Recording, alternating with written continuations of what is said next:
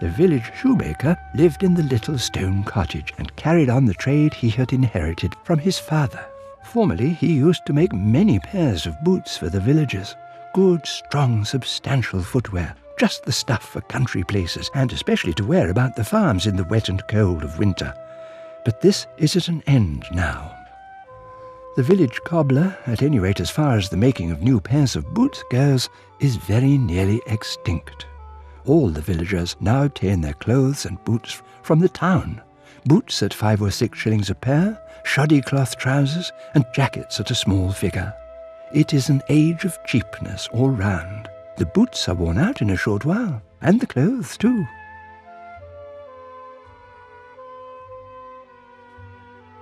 The carter is a strong-made man with broad shoulders, short, thick neck, massive head, and square face, and he has a loud, deep voice, just the kind to terrify the ploughboys when they've been guilty of any misdemeanour.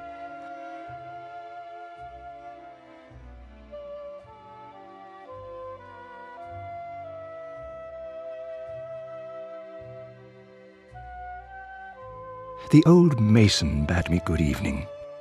He was one of the old Cotswold breed, and his handiwork is in every town and village within 20 miles of the hamlet that had been his home for 77 years. Even beyond that, for the builders recognised his skill, and he had been known to travel on his trade into the further Midlands, into Sussex, once even far across into Norfolk. At 66, he told me, he had had a job that for 18 weeks meant a 6-mile walk in the morning, a day's work, and 6 miles home at night.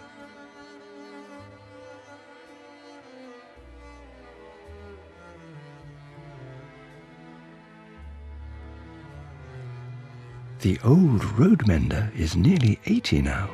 He is very small in stature. His features are small and regular. He's fine-looking, well-shaped nose, tapered forehead, blue eyes, grey hair, moustache and side whiskers. His shoulders are bent a little. They have borne many a heavy sack of corn from the thresher to the granary. His left leg is in the shape of a bow. In walking he swings this round somewhat, and especially if he has imbibed a glass or two of fourpenny, then he will have great difficulty in maintaining a dignified gait as he totters off, stick in hand and basket on arm, down the road to his cottage.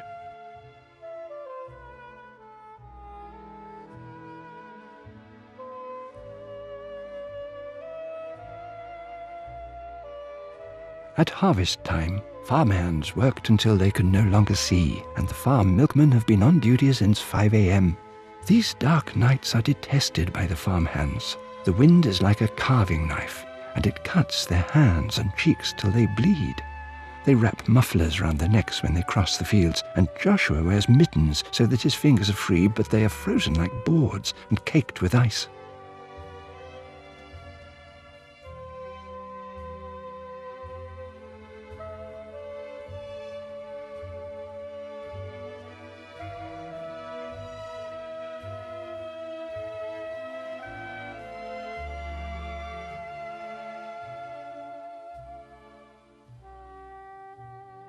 The men of Fairford were skilled in the use of flails, and they travelled for many miles during the winter months threshing out wheat and barley.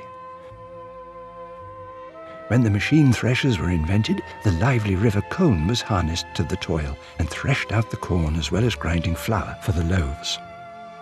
The Fairford horse threshing teams also traversed the country around for a great distance. 4 horses attached to as many levers supplied the power for the thresher. They were outside the barn while the machine was set within. In the centre, from which the levers radiated, was a cage in which a boy stood to drive the animals. There he must stay in rain or snow, oft-times drenched to the skin and half perished with the cold.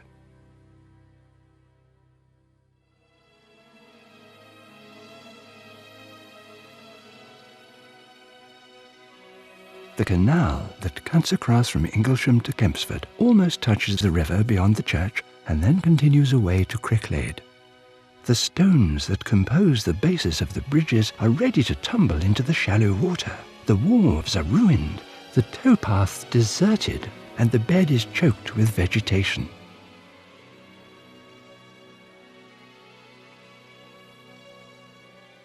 The closing of this canal was like taking a link out of the middle of a chain. says the old bargeman as he sits and calmly smokes his pipe, while his wife stitches away at a new shirt for her grandson and looks over the top of her spectacles to note the effect of her good man's words. For more than half a century they had lived in the barges. Backwards and forwards, year after year, they travelled with their burdens of corn, cheese, coal, stone and timber. At one time frozen in for weeks at a stretch, at another aground for days in the dark tunnel, and again washed low into the mouth of the Severn by the boisterous tide. Yet, though they had suffered hardships, they were fond of the life, and were never so happy as when gliding through the beautiful meadows, or halting for the night in some secluded spot above the loch, where the spouting water gushes out musically of a warm summer's evening.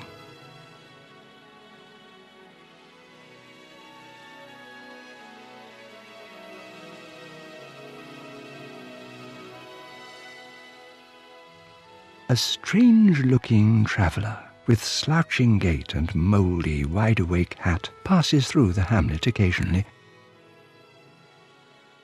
These men are usually poachers or receivers of poached goods. They are not averse to paying a small sum for a basket of trout or a few partridges, pheasants, hares or rabbits in the game season, whilst in spring they deal in a small way in the eggs of game birds. Often as not, this class of man is accompanied by a couple of dogs, marvellously trained in the art of hunting the coverts and retrieving a pheasant or a rabbit which may be crouching in the underwood. One never finds out much about these gentry from the natives. Even the keeper is reticent on the subject. A sort of half-witted fellow is Tom Peregrine's description of this very suspicious-looking traveller.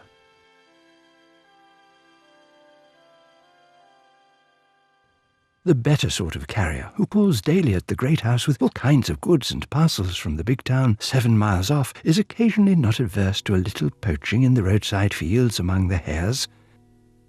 The carriers are a great feature of these rural villages. They are generally good fellows, though some of them are a bit too fond of the bottle on Saturday nights.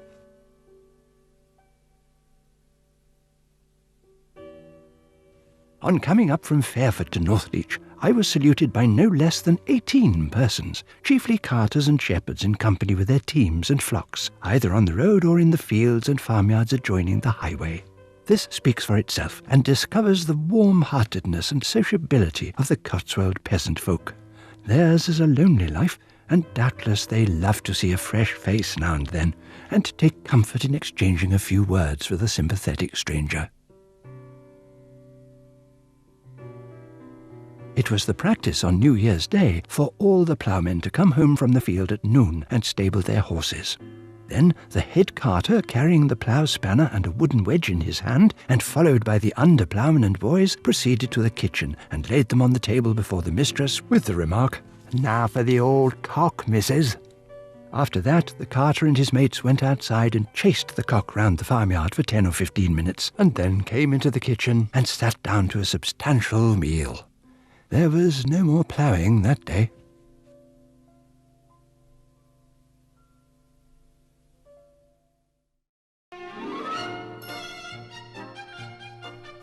Part of the High Street was, until a few years since, called the Pig Market, for there the inhabitants on both sides of the way were accustomed on market days to set before their houses pens made of hurdles to which pigs were brought for sale. To this offensive inconvenience they submitted for the poor remuneration of 6pence per day for the use of a pen. At those times the high road was so much narrowed that 2 carriages could not pass each other.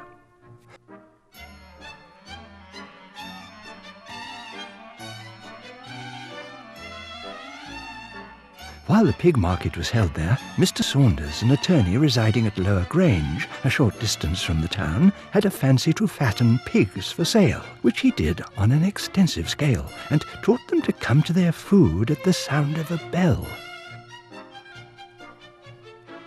Thus it happened, when he had sent a score of pigs to be sold, and they had been safely penned, that Arthur Hewlett, the town crier, rang his bell, preparatory to making some public announcement, and the pigs, unable to distinguish one bell from another, no sooner heard Hewlett's than they all leapt over the hurdles and scampered home to the Grange in expectation of their food, leaving the pigs of other dealers as well as the dealers themselves astonished at the unexpected movement.